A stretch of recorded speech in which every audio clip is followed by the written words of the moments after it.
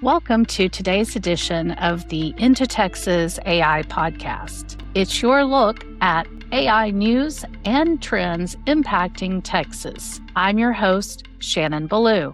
Let's get started. If you follow AI news in Texas right now, it can sometimes seem as though everything eventually comes back to data centers. That's understandable. The amount of money flowing into data centers, semiconductor manufacturing, and the energy infrastructure required to support AI is absolutely extraordinary. We've spent a lot of time talking about those same investments on this podcast because they are changing parts of the Texas economy and creating some very real questions about power, water, and how quickly the state can build the infrastructure all of this requires. But I've been thinking about another part of the Texas AI story. We know companies are spending billions of dollars to put the physical infrastructure for AI here. What I'm starting to watch a little more closely is whether the companies actually building AI businesses are beginning to follow. One of those companies made headlines just this week, and not only because it was about an ex-Amazon executive choosing Texas. Auger moves to Dallas. Auger, if you're not familiar with it, is a supply chain AI startup company. It was founded just in 2024 by Dave Clark and his wife, Leanne Clark. If you know the logistics world at all, you probably know Dave Clark's name. He spent more than 2 decades at Amazon and eventually ran its worldwide consumer business. He was deeply involved in building the logistics and fulfillment operation that became such an important part of Amazon's competitive advantage. After leaving Amazon and later serving for a short period as CEO of Flexport, Clark started Auger in the Seattle, Washington area. Now, as we've said, the company is still very young, but it has attracted a lot of attention already. Auger has raised $150 million, and its customers include Meta, Fanatics, and even Kimberly Clark. The idea behind the technology, well, it makes sense when you consider Clark's background. Large companies can have enormous amounts of supply chain information spread across different systems that don't always work particularly well together. Auger is building an AI platform that connects that information and helps companies make better decisions across the supply chain. And now Clark is moving Auger's headquarters from the Seattle area to North Dallas. What caught my attention wasn't simply the relocation, it was also his explanation for it. Now, there are plenty of familiar reasons that companies give for moving to Texas, and taxes usually make the list somewhere.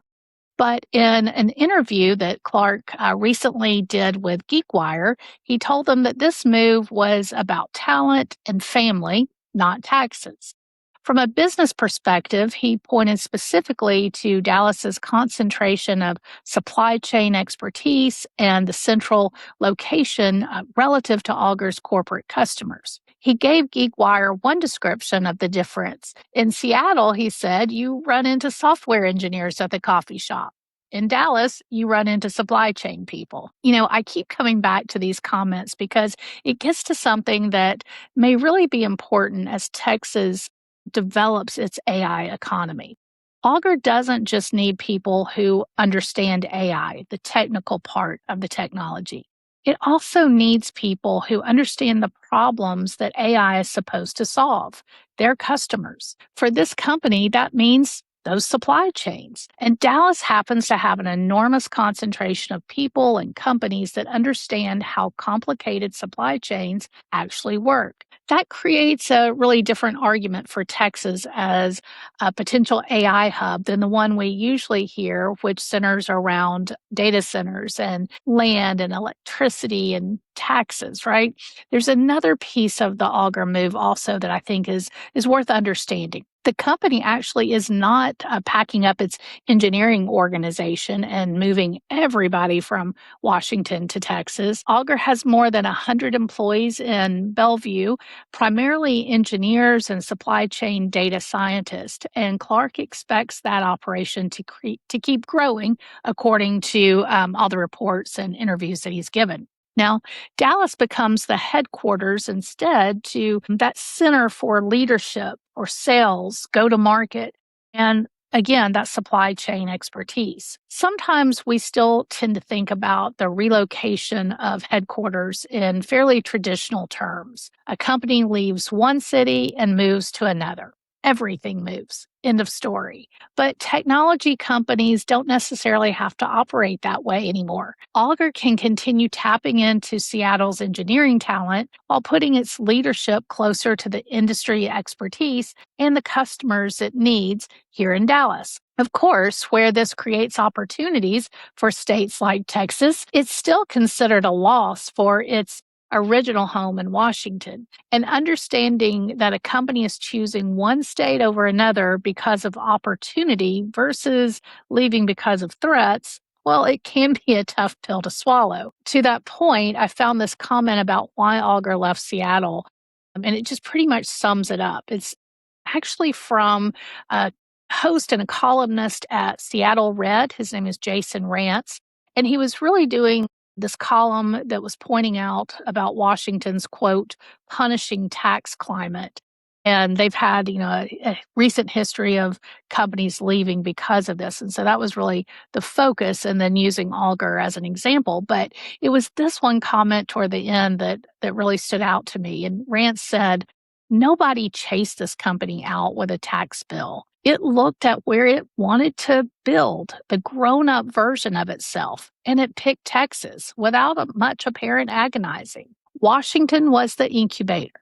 Dallas is now the headquarters. That may tell us something about how Texas can compete for AI companies without having to recreate everything that already exists in Silicon Valley or Seattle. And it doesn't always have to be about tax incentives. Auger isn't an isolated example. The reason I wanted to spend some time on the Auger story is that it gives us a good pathway into a larger discussion. Several other AI companies have made headquarters decisions involving Texas this year, and there's a fair amount of international activity in that group. Partly is one of those companies. It is an AI company that started in New Zealand and works in the automotive industry. Its technology helps solve a problem most of us probably never think about until a mechanic tells us they can't find a part. Identifying exactly which component fits with which vehicle and then finding it across a very fragmented global parts market. In June, Partly announced that it was moving its global headquarters to Austin. The announcement came as the company raised another $50 million and prepared to expand its team in Texas. Then there's also the story of Future Secure AI, which made a similar decision this spring, moving its global headquarters from Sydney to Austin. Its business is very different from Partly. Future Secure AI is building enterprise systems in which multiple AI agents can work together to perform business tasks. But the company didn't simply establish a small American sales office in Austin. It's putting product management, engineering, AI delivery, customer support, and executive leadership there. Now, you also have NextWork, a company that began in New Zealand. It moved its headquarters to Austin as well earlier this year. And it's building a business around practical AI and technology skills. Austin isn't the only place seeing some of these decisions being made, as we've talked about Dallas and Auger, but North Texas is seeing, again, its own version of these moves. Companies such as Pudu Robotics, which moved its U.S. headquarters from California to Richardson in April of this year. Pudu builds commercial robots for environments including restaurants, hotels, retail locations, and even manufacturing facilities. That one expands our story, beyond software, because we are increasingly going to hear the term embodied AI. That's AI that can perceive and act in the physical world rather than simply respond to us through a screen. And specifically, you'll see that phrase as we think about humanoids and that type of robotics versus the physical AI space, which we've talked about before. So that's a term to keep watch of, and we'll surely talk about it in the future. But again, These companies together don't give us just a neat category of AI businesses moving to Texas. It's not a single sector or space where this is happening. And really, that's part of the exact point that I want to make. They're solving very different problems in very different industries. And what connects them is the decision that Texas is the right place from which to build the next stage of their companies. And that spells opportunity for the state. Again, it's a view of where you can find AI growth that doesn't sit only inside of that data center environment. Texas is the US entry point. There's another variation of this model that's also worth mentioning. So, not all companies are moving their global headquarters, but they are choosing Texas when they establish a US headquarters. I ran into this example earlier when covering a story about Aura. It's a AI-based security company which was actually founded in South Africa, but it put its US headquarters in Dallas. And I thought that was interesting at the time and continued to watch this trend. Sure enough, we've had another one pop up. This one is a company called Q.ANT, which is, again, one of the newer examples of this trend. And the company is actually based in Germany. It develops photonic processors for AI and high performance computing. So, without getting too technical, the idea is to use light to perform some types of computation more efficiently than conventional processors can. And one of the enormous challenges facing AI is energy consumption. The more compute these systems require, the more important efficiency becomes. Now, Quant announced in April that it is establishing its US headquarters in Austin, while its global headquarters will remain in Germany. When it decided where to build its American presence and why it chose Texas, Quant pointed to Austin's semiconductor ecosystem, the access to advanced computing infrastructure, and the university talent that's based there. And that was according to some of the interviews given at the time. But that type of move does put Texas into a different light, if you will, a much broader international light. There is a real opportunity for Texas to become one of the places that international AI companies consider when they enter the US market. Austin already has some history of playing that role for technology companies, and AI could broaden it considerably and broaden it beyond just Austin. We started seeing this last year. Whether the relocations are international or originating stateside, obviously there's been activity this year, as we've just discussed, but we've seen similar moves in the past, and especially in 2025. Cognigy is one of those examples. The company started in Germany. It builds conversational and agentic AI technology for large enterprises. Its customers have included companies such as Mercedes-Benz, Toyota, Nestle, and DHL, the delivery company. Last year, Cognigy moved its U.S. headquarters from San Francisco to Plano. When its CEO talked about that move, his reasoning, well, it sounded remarkably similar to what Dave Clark is saying about Auger now. Cognigy wanted to be closer to major enterprise customers and to a strong pool of talent. There was also a much smaller move last year that caught our attention for a bit of a different reason. A Dallas entrepreneur, Calvin Carter, acquired a Utah-based AI clinical documentation company called Matic and moved the business to Dallas. The company has since evolved into Matic as the core name, and it's expanded. Its focus now is what it calls orchestrated clinical intelligence using AI across different parts of the clinical documentation and electronic health record workflow. Matic and Auger are companies at different stages. Very different, of course, but ecosystems aren't built only through heavily funded startups or from established international companies looking for their US headquarters. They are also built when entrepreneurs acquire companies, move them here, hire people here, and begin building their next idea here. Being able to attract this variety of AI related businesses is what helps build out a larger AI footprint for the state. What does an AI hub actually look like? The more I've thought about these moves, the more I think we need to be careful about what we mean when we describe somewhere as an AI hub. So let's start there. Texas is unquestionably becoming central to the physical side of artificial intelligence. The scale of data center construction alone makes that difficult to dispute. And the state also has major investments underway in semiconductors, energy, and advanced manufacturing, as we continue to talk about. Now, that absolutely gives Texas an important position in the AI economy, but the economic opportunity becomes much larger if companies begin building businesses around that infrastructure. That requires a different type of ecosystem.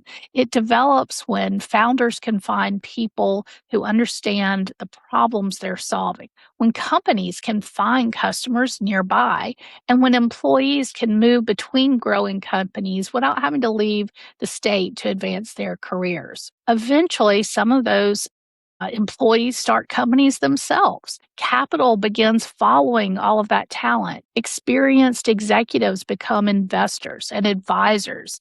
Universities become more connected to the businesses growing around them. No single headquarters announcement creates any of that. What makes Auger interesting is that Clark's reasoning shows us one way it can begin. He isn't coming to Dallas because Texas happens to have a lot of AI infrastructure. He is coming because Dallas has people who understand supply chains and companies that need better ways to manage them. And that feels like a much bigger and longer term advantage for the state as we think about really potentially building out a true AI hub across Texas. AI is becoming less of a standalone technology industry and more of capability that's embedded inside every other industry. Texas has an unusually broad collection of those industries, and that may ultimately be one of the state's biggest AI assets. Texas doesn't need to become Silicon Valley. Whenever a new technology ecosystem begins growing somewhere, we eventually hear the same question: could this become the next Silicon Valley? I'm not sure Texas should want to be that. In fact, I think what makes Texas unique is its commitment to doing things its own way and telling the world that that's not only okay, it's preferred. And what's developing here already looks different. Austin has many of the characteristics we traditionally associate with a technology hub. There is an established startup community, venture capital, major technology companies, technical talent, and university research. It makes sense that international companies such as Partly or a future Secure AI or Q.ANT would look to Austin when they are deciding where to establish a larger U.S. presence. Then you have the Dallas-Fort Worth area, which brings something different to the equation. There's really a cross section of industries and deep technology operations here, along with a mature executive leadership base that sits on top of an energized young startup community, and all with growing financial resources across it. Auger is probably the perfect example of this because its AI technology is designed for an industry where North Texas already has considerable expertise, as we've mentioned. So Dallas could become especially good at the point where AI meets the enterprise. Austin could continue developing as a more traditional technology and startup center. Then you have Houston, which brings another set of strengths around energy, healthcare, and industrial applications. Those independent ecosystems don't have to look the same to make Texas as a large connected ecosystem or AI hub stronger. In fact, they probably shouldn't. I'm still cautious about declaring that we're watching a major shift in headquarters migrations into the state, or that it's really even a significant trend yet. We just don't have enough evidence for either one. But we do have a pattern that's emerging and one that's worth watching. The real test will be what happens after these announcements, how and where these companies continue growing, and where the investment comes back into the communities that have welcomed these companies. And over time, I want to see whether people who work at these companies stay in Texas and build the next generation of companies here, just like we're seeing with SpaceX right now. A great example of that's what you want to happen when those original employees and early founders, they make their money and then they continue investing, if not in that community, but in other communities across the state. That's that ecosystem, that hub that we can really build here in Texas. For now, though, it's interesting to watch how the state and key growth areas decide to take advantage of this broader opportunity around AI. We know the infrastructure that sits underneath artificial intelligence is critical, and those AI infrastructure investments being made across the state right now are enormous and will likely shape the Texas economy for years. But I think there is another question we should also be asking alongside that, which is how much of the business being built on top of that infrastructure can Texas capture? If more founders begin making the same calculation that Dave Clark of Auger just made, that being closer to Texas industries and customers and talent gives their AI company an advantage, then the Texas AI story starts to look very different. We would no longer be talking primarily about the state as a place that powers artificial intelligence. We would also be talking about Texas as a place that builds AI businesses. And I think that is something worth watching and being a part of. Okay, that's it for today's episode. I'm Shannon Ballou, and this has been the Into Texas AI podcast. As always, thank you for listening, for watching. I hope you will subscribe and join us next time. Have a great day. I'll see you soon.